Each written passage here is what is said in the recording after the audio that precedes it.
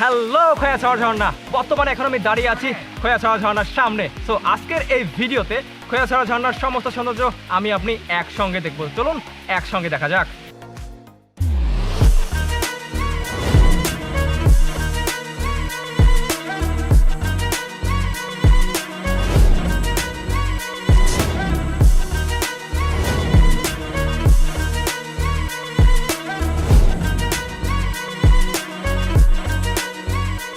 সেই সাথে আপনি খোয়াছড়া ঝর্ণায় কীভাবে আসবেন, কত টাকা খরচ হবে, সম্পূর্ণ ভ্রমণ গাইডলাইন থাকবে আজকের এই ভিডিওতে। তো চলুন আজকের এই ভিডিওটি শুরু করা যাক। Hello guys, it's Faisal and welcome to my blog Khoyachhara ঝর্ণা।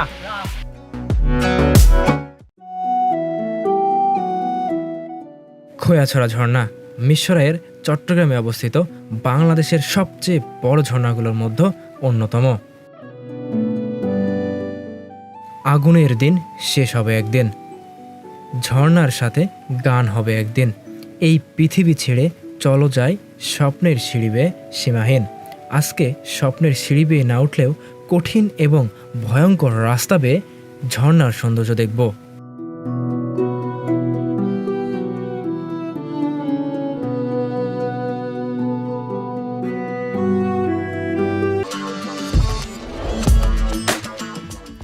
আজকের আমাদের যাত্রাপথের বাহন হচ্ছে বাইক, কিন্তু আপনি ঢাকা থেকে যদি আসতে চান তাহলে আপনাদেরকে সায়দাবাদ থেকে বাসে উঠতে হবে। লোকাল ভাড়া পড়বে জনপ্রতি 400 থেকে 500 টাকার মতো, কিংবা আপনি চট্টগ্রামগামী বাসেও আসতে পারেন।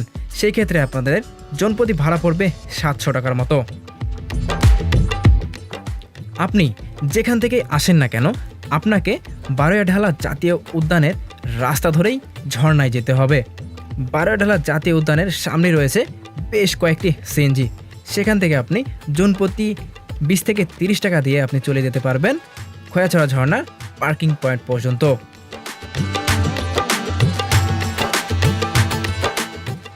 যেতে যেতে আপনি গ্রাম বাংলার সুন্দর রাস্তা দেখতে পাবেন।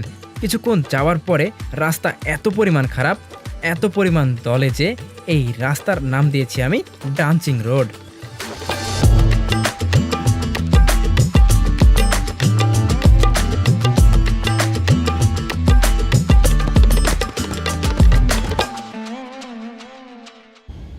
আপনারা যদি নিজস্ব পার্সোনাল গাড়ি নিয়ে আসেন তাহলে অবশ্যই আপনারা খোয়াছড়া ঝর্ণার সামনে যে পার্কিং পয়েন্ট আছে সেখানে আপনারা গাড়ি পার্কিং করতে পারেন।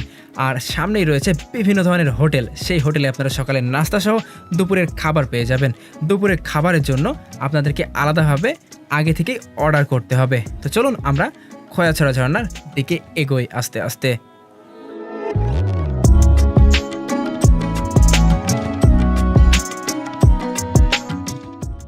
আমরা এখন খোয়াছড়া ঝর্ণার দিকে যাচ্ছিলাম। তো সকালের নাস্তা আমাদের করা হয়নি, আর আমরা হোটেল থেকে খুব তাড়াতাড়ি বের হয়ে গেছি। আমরা এখানে সকালের নাস্তা করছি হচ্ছে বিসমিল্লাহ হোটেল অ্যান্ড রেস্টুরেন্ট থেকে। সকালের নাস্তা হচ্ছে সিম্পল, ডাউল আছে, আলু ভর্তা, ডিম আর হচ্ছে ভাত। আমরা এই 3টা আইটেম নিয়েছি। সো এই 3টা আইটেমে কত টাকা পড়লো খরচ সব কিছু বলবো এই খাওয়ার শেষে। সো চলুন আমরা আগে খেয়ে নিই, তারপরে আমরা সামনের দিকে যাব, তখন আপনাদেরকে বলে দেবো আসলে কত টাকা খরচ। আমরা যে খাবারগুলো খাচ্ছি এই খাবারের পার পারসন খরচ পড়েছে 60 টাকা করে। কিছু দূর হাঁটার পর আপনি টিকিট কাউন্টার পেয়ে যাবেন। ওখানে আপনার ঝর্ণা দেখার জন্য টিকিট কাটতে হবে। টিকিট কাটার সময় আপনার নাম, মোবাইল নাম্বার, কোন জায়গা থেকে আপনি এসেছেন সেটা তাদের কাছে বলে যেতে হবে।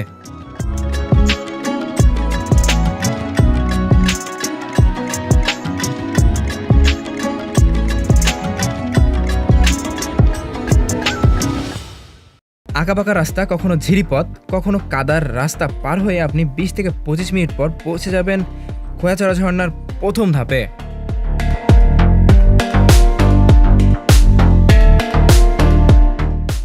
প্রথম ঝর্ণাটি দেখতে খুবই সুন্দর, কিন্তু আমাদের গন্তব্য হলো পঞ্চম ঝর্ণা। পঞ্চম ঝর্ণার সৌন্দর্য সব থেকে বেশি সুন্দর।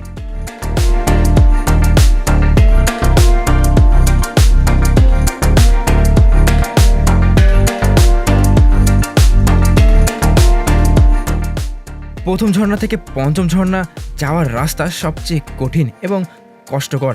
আপনারা প্রায় আরও 20 থেকে 25 মিনিট অতিক্রম করার পর সুন্দর এই মায়াবী ঝর্ণা পঞ্চম ঝর্ণায় পৌঁছে যাবেন। তো আপনারা উপর থেকে আসতেছেন, হ্যাঁ, কেমন লাগলো বলেন? সর্বোচ্চ ওটাই উঠছি ভাই, খুব হাঁপাই গেছি। ভিউটা কেমন ছিল? সেই ভাই সেই, আল্লাহর যে কি নিদর্শন রাখছে আমাদের জন্য দেখতে পারবো না পরে গেলে। যাক আলহামদুলিল্লাহ, আমরা আগাই। আগান আগান, সেই মজা। সেই মজা।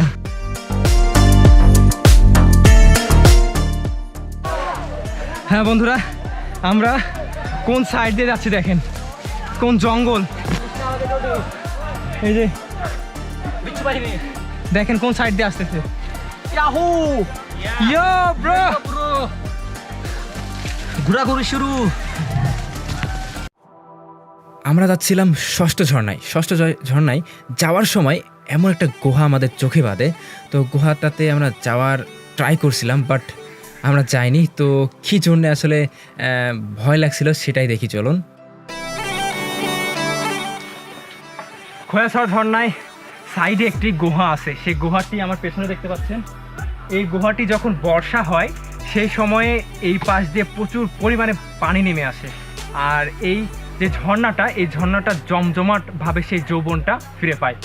আর পেছনের দিকে যত যাবেন তত আপনি এই পাহাড়ের গহীনে ঢুকে যাবেন।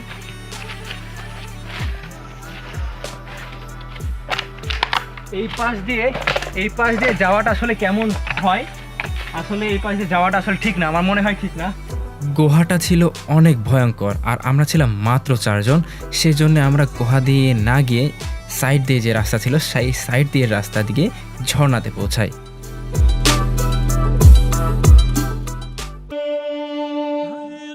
চলুন না হয় এবার জানা যাক খোয়াছড়া ঝর্ণার ইতিহাস। খোয়াছড়া ঝর্ণাটির ইতিহাস জানতে গিয়ে জানতে পারলাম প্রায় 50 বছর আগে খোয়াছড়া ঝর্ণাটির আবিষ্কার হয়। খোয়াছড়া ঝর্ণাটি কে আবিষ্কার করে সেটা এখন পর্যন্ত জানা যায়নি। লোকের মুখে শোনা গেছে এই ঝর্ণাটি পাহাড়ি স্তর বাই স্তর প্রভাবিত হতে হতে এই ঝর্ণাটি বড় ঝর্ণাতে রূপান্তরিত হয়। সাধারণভাবে জানা যায় খোয়াছড়া ঝর্ণাটি আনুমানিক 50 বছর আগে প্রভাবিত হয়েছিল।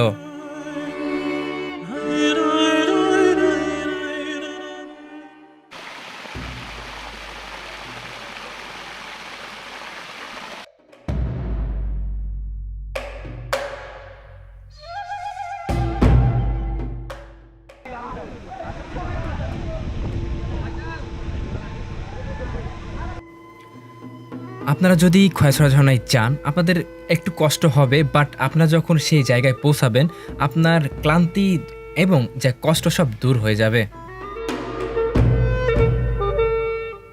আমাদের দুপুরে খাবারের জন্য অর্ডার করেছিলাম হচ্ছে ব্রয়লার মুরগি, সাথে ছিল আলু ভর্তা এবং ডাউল।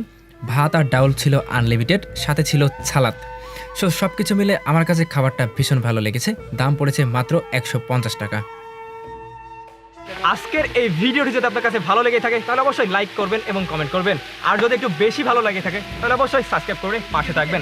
দেখা হচ্ছে নতুন কোনো ভিডিওতে, সে পর্যন্ত ভালো থাকুন, সুস্থ থাকুন, খোদা হাফেজ।